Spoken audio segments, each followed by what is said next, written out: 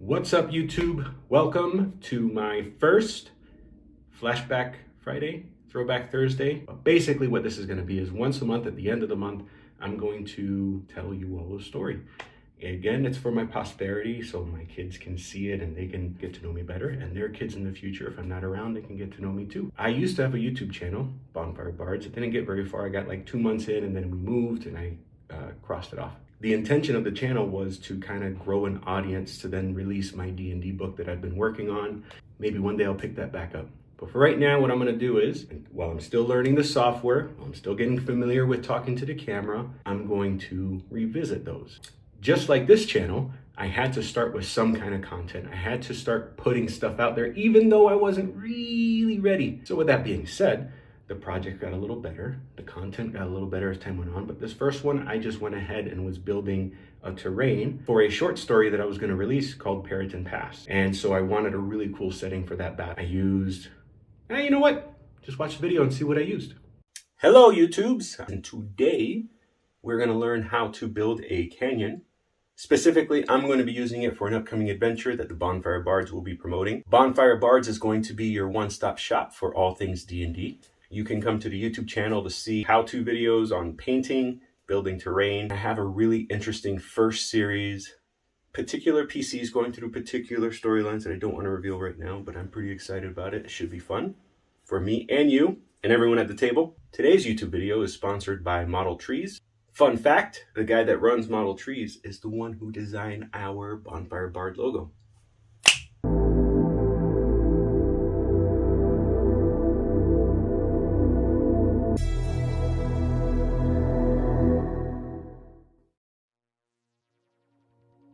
Today we will be building some terrain for an upcoming adventure, Peryton Pass.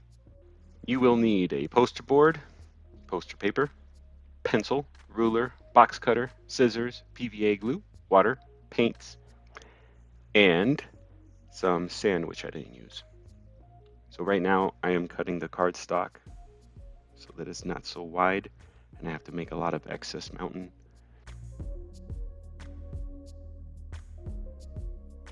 I'm drawing one side of the mountain here, the other side over here, and leaving enough space for someone to jump across. So now we're going to create the second level to give some depth to the map, make it feel like there's a drop off at the end of the cliff.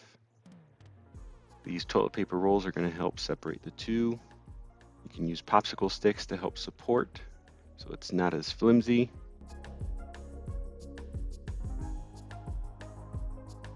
You're going to want to do this on the other side as well.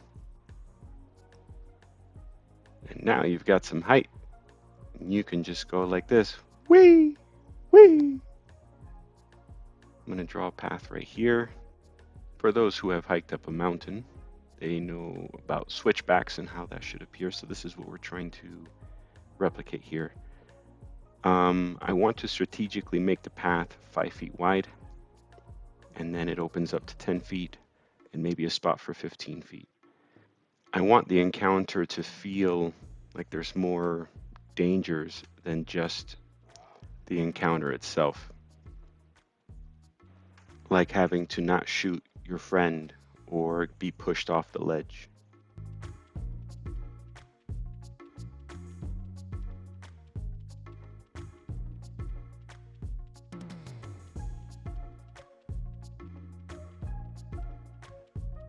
Just do this throughout this side of the mountain, and for me, I want a small space on the other side too for any hero that wants to be brave enough to jump on that side. Just leave the option there available.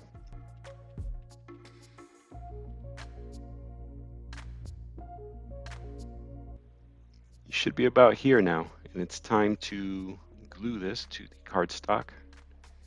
It can get a little tricky, so just get some on there, and once that dries, go ahead and get a second layer to really secure it in. With this next part, you just want to use scrap paper, ball it up. We're just trying to create space so that when we put the PVA and water, wet paper towels on these, it's got somewhere to rest while it dries and hardens.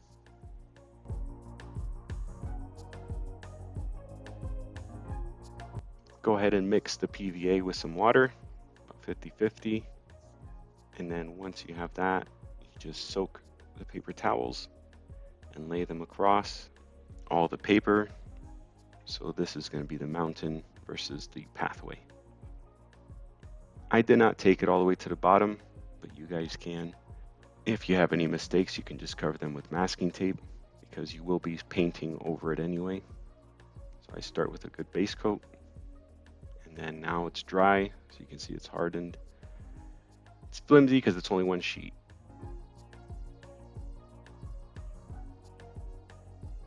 I started by painting the entire bottom black, so it's like a bottomless pit, and then a grayish blue for the mountains.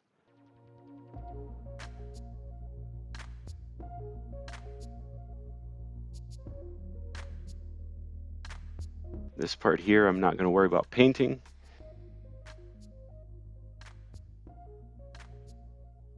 So now you just want to take the same colors with a little more blue this time. I'm starting to think I'm making this YouTube video way too fast. Let me know in the comments if I should slow down for the future ones. I just didn't know if 10 minutes would be a long video. But most dry brushing techniques, you want the brush to be really dry. I'm using kind of like a half wet brush. It's not totally dry, as you can see. And then I'm going to hit the edges with some snow. And then I got to paint the bottom again. So maybe do that second. But there you have it. A canyon for your next adventure.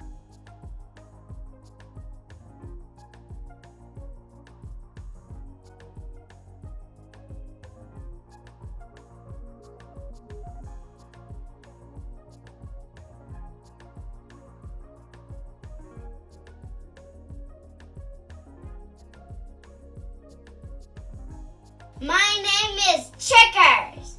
Don't forget to smash that subscribe button and like it, like it, like it, like it, like it, like it, like it. Right now, like it right now, like it right now. Do I start all over?